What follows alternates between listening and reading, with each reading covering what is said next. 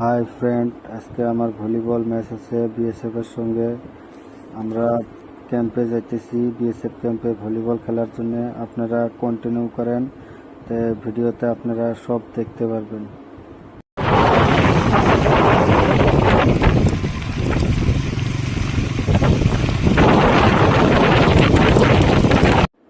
আপনারা বর্ডার রোডের ভিউটা দেখেন, খুব সুন্দর দেখা যাইতেছে, খুব সুন্দর ভিউ একদম।